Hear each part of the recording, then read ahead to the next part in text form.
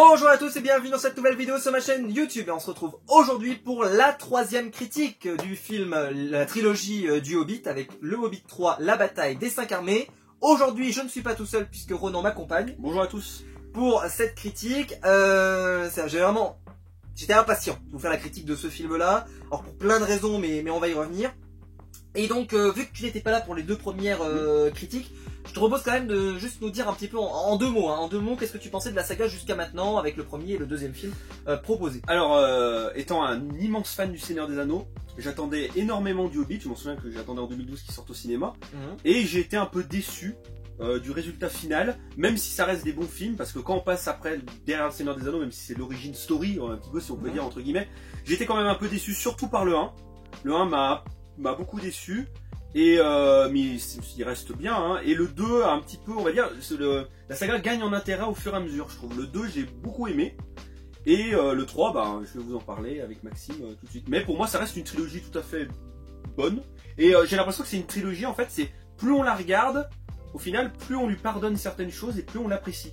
J'ai beaucoup mieux aimé au deuxième, au troisième visionnage qu'au premier. Tiens, petite question bonus, j'ai parlé, moi dans ma toute première critique, de l'ordre de visionnage.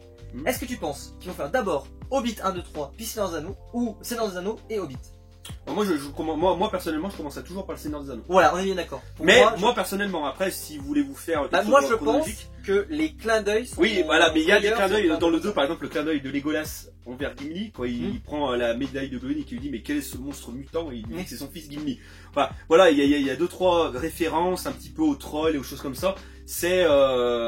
Voilà, moi je pense qu'il faut mieux regarder le Seigneur des Anneaux. Ouais, pour moi c'est comme ça que je ferais déjà. Parce que comme je l'avais dit, je pense qu'il y a la musique qui est importante et qu'on retrouve, tu vois, certains clins d'œil et tout, puis c'est la recherche de l'anneau, etc. Et je pense que les scènes n'ont pas le même impact si tu as déjà vu sur l'anneau ou si tu l'as pas vu. Bref. Donc là, on est là pour parler du Hobbit numéro 3. Alors, c'est une critique bien sûr full spoiler, donc si vous n'avez pas vu le film, partez de la vidéo maintenant, puisque je vais vraiment parler du film, il est sorti il y a longtemps, donc je fais pas de partie no spoil. C'est le Hobbit 3. Le Hobbit 3, c'est la conclusion des deux premiers, avec la conclusion de l'arc Smaug, et ensuite le démarrage de la bataille des 5 armées, avec le travail qu'on commençait déjà un petit peu à voir apparaître dans le deuxième, sur la folie un petit peu de Thorin. Et en même temps, on va continuer de nous mettre des petites histoires ici et là, en particulier des histoires d'amour de Toriel, et après, c'est la guerre tout simplement qui est lancée. Et il y a également tout l'arc scénaristique autour de Gandalf avec Radagast et avec Sauron et avec etc. Le nécromancien. Avec le nécromancien, enfin on s'est compris, avec beaucoup d'éléments assez intéressants et qui pour moi ont beaucoup plus d'intérêt si on a vu la trilogie sur Anneaux que si on ne l'a pas vu d'ailleurs. Oui, parce qu'on comprend justement qu'à ce moment-là, par exemple, Saruman, voilà, on apprend le revirement de Saruman, on comprend que Galadriel c'est un personnage puissant qui a un anneau de pouvoir, etc. Donc on apprend plusieurs choses.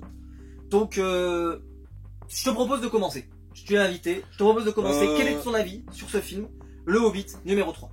Alors on parle bien évidemment du coup de la version longue. Oui, on parle de la version longue.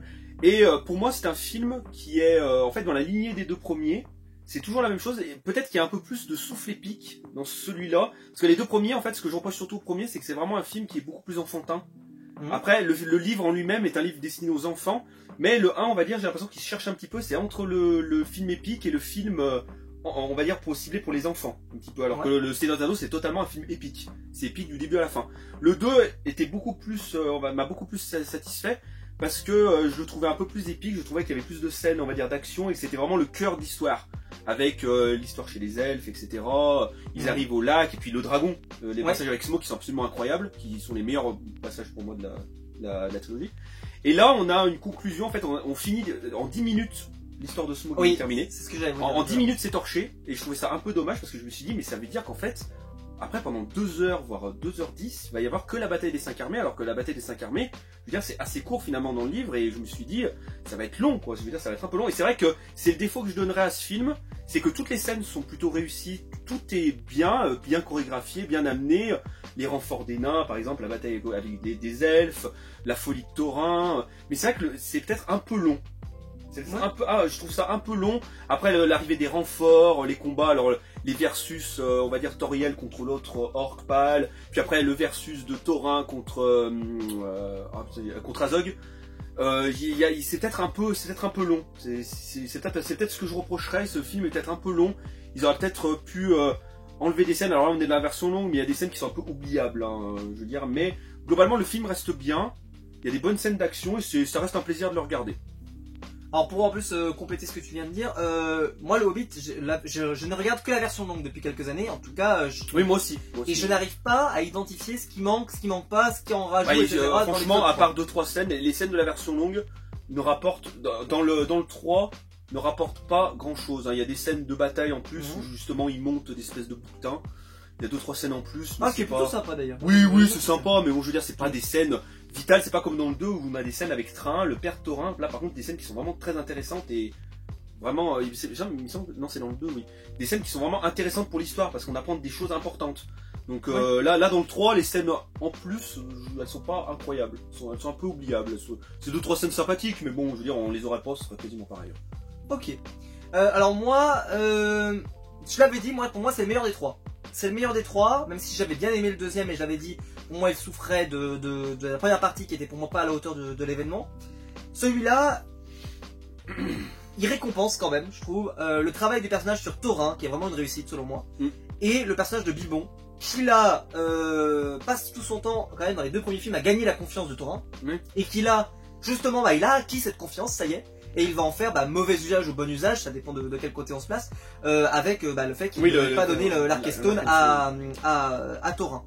Et en fait, je trouve que là, ça explique un peu le côté des fois on a des scènes qui servent un peu à rien, ou qui servaient juste en fait à que Bilbon s'illustre, mais qui n'était pas forcément très jolie. Je pense à la scène avec les araignées, dont j'ai déjà dit le mal que je pouvais en penser.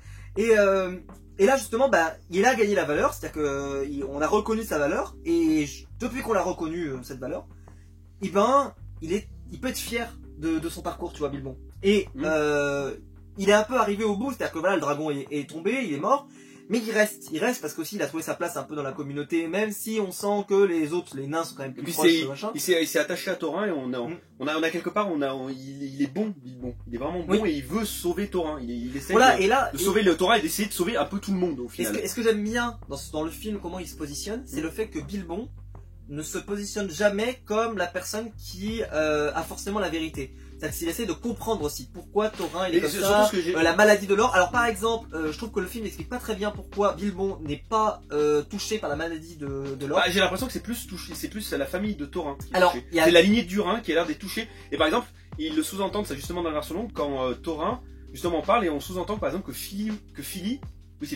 serait peut-être touché par ce mal-là. Alors moi j'ai presque une tendance à dire que j'ai l'impression qu'ils sont presque un peu tous touchés par ça. Oui, mais c'est parce que c'est des nains, mais ils sont Thorin, moins ça vient à l'obsession. parce que déjà ils sont pas responsables, ils sont pas rois, donc le trésor ne leur appartient pas. Mais aussi parce que je pense que Bilbon, c'est ce que la théorie que je me fais à chaque fois, c'est que Bilbon a déjà succombé, puisqu'il est déjà en train de succomber à l'anneau. Ça c'est un peu tôt, je pense pas qu'il succombe déjà à l'anneau. Il succombe pas, en tout cas il est pas encore en dépendance de l'anneau.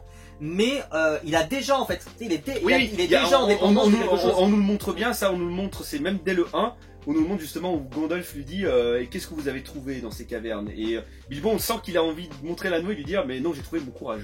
Et on sent qu'il a l'anneau a de l'influence sur lui, mais l'anneau joue pas un rôle important, c'est juste j'ai l'impression que déjà parce que ça fait pas comme l'histoire. Frodon par exemple quand il met l'anneau et que ça lui faisait du mal parce que parce que le nécromancien et puis enfin le nécromancien je taxe Sauron mais et que les Nazgûl ne sont pas aussi puissants qu'ils le sont dans le Seigneur des Anneaux. Donc du coup l'anneau est plus anecdotique, on va dire dans celui-là, c'est plus on va dire une origin story un petit peu cachée dans le film. Parce que c'est pas la quête de Bilbon c'est pas l'anneau dans Bilbo le Hobbit. Sa quête c'est le trésor, c'est tuer le dragon et puis là la bataille des. Mais c'est quand même un élément important pour la suite. C'est un des éléments importants, mais là pour l'instant l'anneau j'ai pas l'impression qu'il joue un rôle incroyable. Il s'en sert 2-3 fois, voilà comme gadget un petit peu. En fait c'est son atout pour être un bon cambrioleur. Oui voilà, c'est un tout. C'est plus un outil. Ça pourrait être un objet magique quelconque, ça serait pareil quasiment. C'est vrai. C'est vrai qu'ils ne donnent pas le sens que ça a. Ça n'a pas le sens que ça a dans le Seigneur des Anneaux. Que c'est l'anneau du mal, etc. Et ceci dit, après moi j'aime bien le début du film avec l'attaque de Smaug, qui je trouve est très épique, et puis voilà le fait qu'il crame tout le village, qui est d'ailleurs mieux réussi que ce qui se passe dans Game of Thrones, je le dis. Je trouve que c'est beaucoup plus épique, beaucoup plus réussi. C'est peut-être pas le même budget aussi. Ouais mais bon quand même. Ils ont quand même pas mal de budget. Et honnêtement ce qu'ils en ont fait, c'est pour 6 épisodes. Voilà, c'était presque jeter l'argent à la poubelle. Et là, je trouve que le sentiment d'urgence, de drame, n'a pas besoin, par exemple, tu vois, qu'ils rentrent dans la ville et qu'ils voient que tout est détruit, comme ils font dans Game of Thrones. Là, justement, on sent en voyant le dragon qui passe, puis on le voit. Il y a une échelle à taille humaine, puis après t'as l'échelle à la taille Voilà, on grande, voit juste avec quand il y a la vision justement Bilbon et les nains qui se rapprochent et qui voient la ville du lac, on la voit de loin qui brûle. Ouais. C'est vrai qu'on a plusieurs angles de vue et on comprend évidemment tout ce qui se passe. Et puis t'as le sentiment d'urgence, puis après t'as tout le travail donc du personnage pour essayer donc de tuer un dragon, et puis après de Bard. Voilà, il lance la sorte d'espèce de la flèche noire. Voilà, la flèche noire qui va le toucher. Alors c'est toujours ce que je me dis quand je regarde le film, c'est vrai que c'est un peu le one shot tue dragon quoi. T'as l'impression d'être dans un jeu vidéo, que t'as débloqué un code, tu sais, un code, hop, quelqu'un vient te l'apporter, et boum, t'arrives, tu trouves le truc, bim, code dragon. Surtout que là, c'était vraiment le dernier espoir, hein. Même l'arc est brisé, il utilise son fils. Et il utilise son fils pour maintenir justement la flèche. C'est vraiment, c'est le dernier espoir, tout brûle, tout va s'effondrer, mais il y arrive au dernier moment, au moment où il va se faire brûler. Et là, le dragon meurt quasiment sur le coup, très rapidement, quoi. Et il s'effondre, et là, ils sont libérés, mais ils ont tout perdu. Donc après, ils pensent retrouver le trésor. Et après, donc, on s'enchaîne vraiment avec la folie de Thorin, les nains qui arrivent et qui sont eux aussi avides d'or et qui ne veulent absolument pas donner. Parce qu'ils veulent pas laisser l'or aux autres. Voilà, ils veulent garder le surtout pas aux elfes. Et là, on commence à avoir les 5 armées. Alors, j'ai toujours eu du mal, par contre, d'ailleurs, à comprendre le nom de 5 armées. Parce qu'il y a les hommes, on est bien d'accord. Il y a les elfes, il y a les nains. Alors, est-ce qu'ils considèrent que les nains en 2 parties, par exemple? Non, mais dans le livre, il y a les wargs aussi. Il y a tout ce qui est loup de les. Alors voilà. Moi, c'est ce que je pense, c'est-à-dire que l'armée de Azog, en fait, est en 2 parties parce qu'on voit bien, il y a une première partie qui arrive et après il y a une deuxième partie qui arrive. Donc je pense que c'est comme ça qu'ils comptent pour arriver à 5, je pense. Parce que chaque fois, c'est vrai que ça m'intrigue. C'est 5, j'ai toujours du mal à compter. Quand je compte, j'ai quand même appris à compter jusqu'à 5. Et il y en a 4. Il y a 4 acteurs, il y a 4 leaders d'équipe, donc normalement vous êtes 4. À part, comme je t'ai dit, s'ils comptent Thorin comme un leader d'une équipe, mais quand même il n'a pas une armée. Ils sont 9 ou je sais pas. Quand on voit ce qu'ils font sur le champ de bataille, ils arrivent, ils rééquilibrent la balance, c'est absolument incroyable. Ouais. Mais... Et puis voilà le travail sur Thorin après paye. Moi juste ce que je voulais dire, c'est que ce que j'aime bien dans celui-là, c'est qu'on se demande en fait si la compagnie de Thorin, alors surtout Thorin, on va dire finalement du côté des gentils. Finalement la quête de Thorin elle semble louable. Au début, quand on nous dit il a perdu son royaume. Surtout avec la phrase de Bilbon qui dit moi je veux vous retrouver votre chez tout le monde doit avoir parce qu'on lui a volé leur chez soi, leur maison d'origine, et justement ils partent en quête là-dessus pour tuer le dragon, pour retrouver leur maison.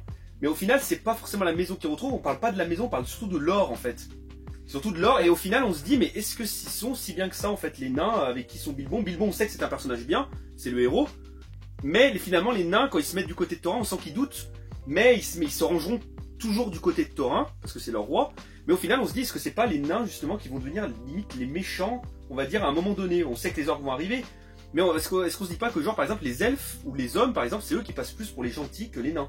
Parce qu'au final les elfes ils demandent juste des gemmes, des certaines gemmes, et puis les hommes ils veulent juste un peu d'or pour genre se reconstruire avec, voilà, avec tout l'or qu'il y a. Je veux dire Thorin et les nains c'est vraiment des mauvaises personnes de pas leur donner un peu d'or pour qu'ils puissent se reconstruire. Donc c'est vrai qu'on se demande à un moment, limite on n'avait pas besoin des orques pour qu'il y ait justement un combat ou quelque chose comme ça, et le combat commence déjà sans les orques.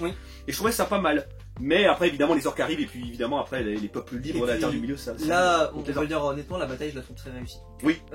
Il y a beaucoup de choses. C'est toujours ce que je me dis par contre, c'est qu'elle ne vaut pas la bataille du et qu'elle ne vaut pas la bataille du retour du roi, du champ du Pelennor, mais elle est très réussie. La scène par exemple où t'as tous les elfes qui passent par-dessus les boucliers comme ça, ils se jettent. Ah, je la trouve sublime cette scène. Honnêtement, c'est presque un tableau. Je la regarde, je fais waouh, c'est très beau.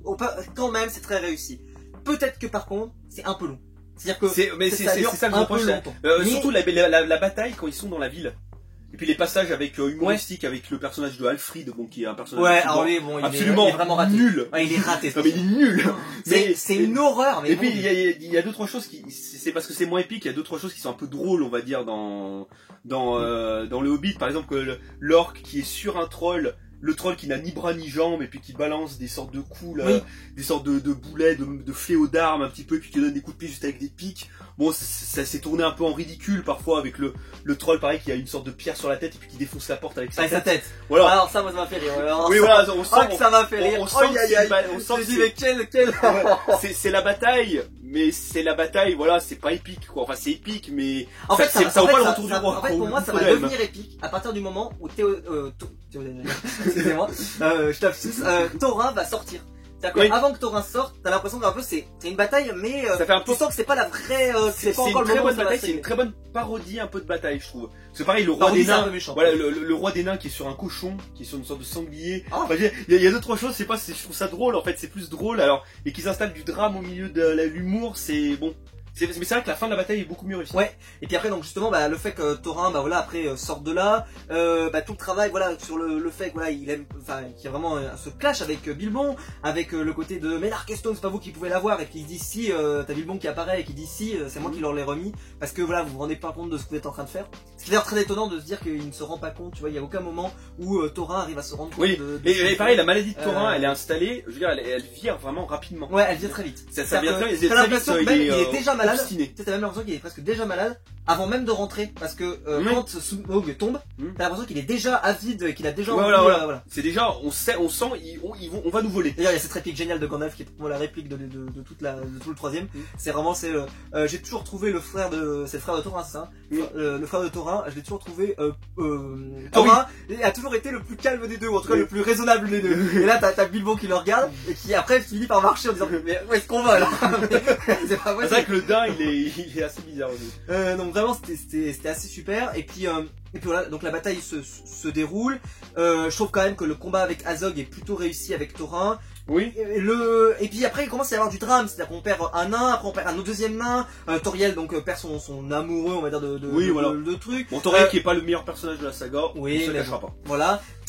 Thorin qui meurt aussi dans le combat, donc t'as pas mal d'enchaînements de drames.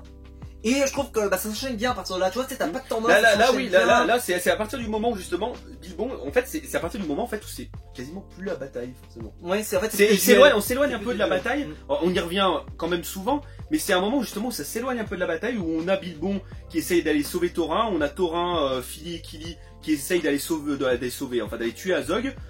Parce qu'il contrôle l'armée à distance, c'est lui qui donne les ordres. Et puis on a après Legolas qui arrive, etc. Puis là il y a des combats, on va dire un versus un. Legolas là encore une scène ultra cheatée, hein, comme oui voilà, non mais il est cheaté. C'est plus ce qu'il nous fait, mais il y a un moment où. Mais non mais c'est le moment où justement il y a les pierres qui tombent et il arrive à marcher au ralenti sur les pierres qui tombent. Bon, scène à la Matrix, absolument. C'est Legolas, on pardonne, mais voilà, Legolas, il a dans chaque trilogie, il a une scène trop cheatée pour un être humain. Et ben voilà, elle dans celui-là. Là c'était cette scène là. Et mais par contre, moi j'étais très content parce que honnêtement j'ai pas vu trop le temps passer, même si c'est vrai que tout le questionnement de Thorin, de tous les autres nains qui se disent pourquoi il est en train de se faire tenter par l'or, etc.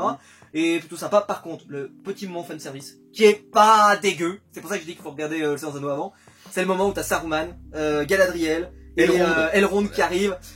Honnêtement, ça sert à rien, mais ça sert à rien, je me comprends, mais tu vois. Non, ça sert pas à rien. Voilà, mais est-ce qu'ils ont besoin d'être les trois là? Je ne sais pas. Et puis en fait, on se rend compte, en fait, c'était un truc tout con, mais on se rend compte, en fait, que Sauron, dans son œil, c'est pas, en fait, c'est pas du noir qu'il a dans les yeux, c'est sa silhouette, en fait. Ouais. C'est un truc tout con, mais je veux dire, on apprend un peu plus sur le personnage de Sauron. Et je veux dire, on voit qu'ils ont déjà lutté contre lui, etc. On voit les pouvoirs de Galadriel, parce que Galadriel, au final, dans Seigneur des Anneaux, c'est un personnage qui est pas tant exploité que ça. Non, assez peu. Voilà. Donc, surtout dans la version cinéma, parce que la version longue, on a rajouté quelques scènes. Mais c'est vrai que, je veux dire, on apprend un peu plus à connaître ces personnages, et puis on va connaître un peu le revirement de Saruman, parce qu'on sait que Saruman, du coup, il va se ranger du côté de Sauron. Alors, il est plus à son compte, mais on sent qu'il va mal tourner. Que Elrond, c'est quand même un personnage puissant. On a aussi Radagast. Enfin, on a voilà. Radagast. Oui. Radagast. Bon, c'est pas le personnage le plus incroyable. Radagast. Moi j'aime Radagast. J'ai toujours aimé Radagast. Lapin de Rose Gomez. Ce sont des lapins. Mais je veux dire, cet arc-là était quand même important parce que justement, on sait qu'après, du coup, Sauron va aller au Mordor et qu'au Mordor, après, pendant 60 ans, avant le Seigneur des Anneaux, il va remettre en marche son armée d'or, etc. Ouais. C'est quand même important. Et honnêtement, je trouve que ce passage, qui pour moi est pas réussi jusqu'à là, parce que honnêtement, je trouve qu'on traîne la patte avec cet arc du nécromancien, on sait pas trop ce que ça va donner, etc. Et là, à partir du moment où ça se déclenche, c'est plutôt sympa à suivre. Donc ça passe plutôt bien. C'est un peu du fanservice, mais honnêtement, j'aime le fanservice dans Seigneur des Anneaux, donc ça me dérange pas. Et on va parler de la fin. Alors la fin, j'ai quelques soucis avec la fin. Déjà, je n'avais pas revu moi depuis un petit moment le Hobbit, je revois plus régulièrement le Seigneur des Anneaux, je dois être honnête. Le Hobbit, je dois le voir un petit peu moins souvent, et je me souvenais pas de la fin de l'histoire de Toriel. Et en fait, c'est parce qu'elle n'a pas de fin, donc je risquais pas de m'en souvenir. C'est-à-dire que ça s'arrête, son amoureux de l'histoire meurt, et ça se termine comme ça, c'est-à-dire qu'on ne sait pas ce qu'elle devient. Il n'y a pas surtout qu'elle avait il y a pas de nouvelle scène derrière. Au début, à un moment, elle a été bannie du royaume des elfes. Oui, et on sait pas ce qu'elle devient, c'est-à-dire qu'elle se retourne avec les elfes, elle se retourne avec Legolas, alors qu'on nous dit en plus que Legolas va partir et qu'il doit aller chercher quelqu'un, qui s'appelle Grandpa. Donc, on sait pas où elle va, c'est-à-dire que ça se termine, je me souvenais pas, au moment de, en fait, heureusement, vous voyez que je les ai re-regardés depuis, parce que je me souvenais plus, j'avais plus la capacité de me souvenir de qu'est-ce que devenait Toriel. Et en fait, c'est parce qu'on n'a pas la réponse. Alors certainement qu'elle retourne avec les elfes, mais... Surtout, moi je l'ai la réponse, pourquoi on n'a aucune réponse sur Toriel, parce que c'est un personnage à la base qui n'existe pas.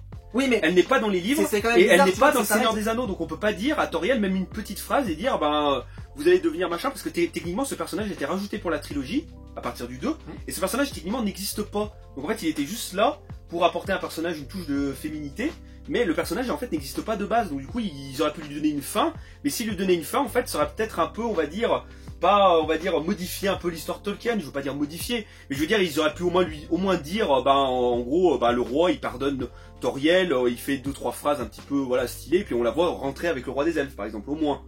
Mais c'est vrai que parce que là c'est dommage en fait, en gros c'est le personnage était là pour être là, mais en fait ce qui devient on s'en fout parce qu'il est pas là, il est même pas censé être ici. Et je te ferai le même constat avec Bilbon. Parce que Bilbon, non. Bah attends ce que je veux te dire, c'est que Bilbon, quand sa quête, tu vois, c'est terminé, Thorin est mort. Et bah par exemple, le truc de l'or qui est un peu maudit, etc., on parle plus, terminé. Oh, ça n'est plus. Techniquement oui, parce que c'est par exemple qui dirige. Alors on a compris que c'était le frère de Thorin. Non, c'est pas le frère, c'est son cousin. Son cousin, pardon, excusez-moi. Qui dirige. Oui. Bon bah très bien. Mais par exemple, lui il n'est pas susceptible d'être. Du coup il est de la lignée de Durin, mais d'une lignée un peu plus éloignée. Donc lui t'as l'impression qu'il arrive, bah non, mais lui il a pas de problème. Il est immunisé. Il a une immunité parlementaire, tout va bien. Il arrive, il y a pas de problème. Et là donc Bilbon il s'en va. Tu sais il veut partir sans faire trop de vagues, etc. Et là tout le monde vient le voir, lui dit voilà, non mais on va te dire au revoir comme il faut. Et il s'en va.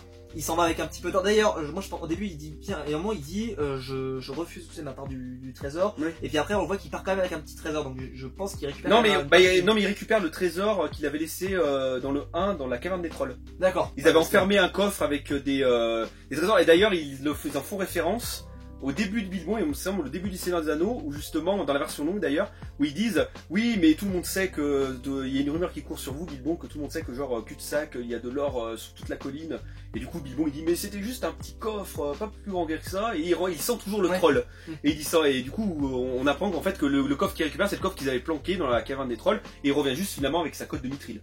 Voilà, et d'ailleurs qui vaut même 1000 fois plus. D'ailleurs, la scène où il donne le mithril, c'est une scène aussi qui est très très belle de la part de oui, parce que c'est Thorin qui lui donne sa confiance. Voilà, c'est très très beau aussi.